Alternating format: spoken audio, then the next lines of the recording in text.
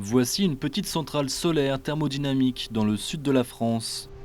14 rangées parallèles composées chacune de 8 miroirs, soit une surface de 720 mètres carrés qui réfléchit l'énergie solaire.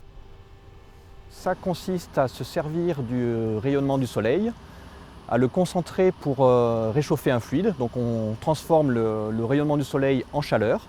Une fois qu'on a obtenu de la chaleur, cette chaleur est utilisée pour faire tourner une turbine qui, elle, entraîne un alternateur, donc pour produire l'électricité.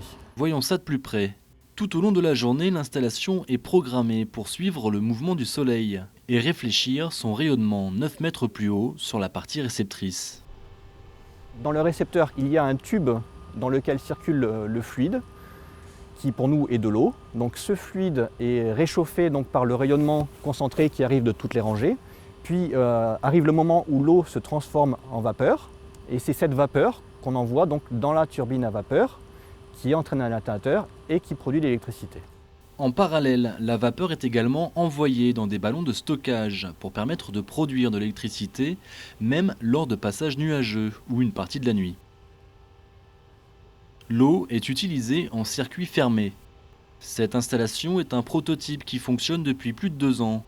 Et une autre, beaucoup plus importante, doit être mise en chantier très prochainement. Mais concrètement, pour quelle production d'électricité ? Cette installation-là aurait une puissance maximale de l'ordre de 350 kW thermiques, ce qui correspondrait à peu de choses près en pointe à une puissance électrique de 100 kW. Après, si on veut donner des gros ordres de grandeur, la centrale, le projet centrale solaire thermodynamique à Lio, dans les Pyrénées, est une centrale de 9 MW électriques et le champ solaire serait constitué de 160 modules comme on le voit derrière nous. Selon le constructeur, l'avantage phare de cette technologie, l'indépendance vis-à-vis d'autres pays pour la fabrication.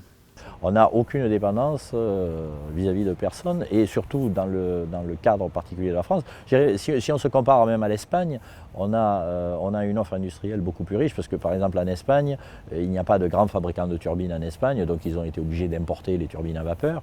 En France, on a aussi on a des verriers, Saint-Gobain est un verrier, on a des fabricants de turbines, on a absolument tous les savoirs disponibles.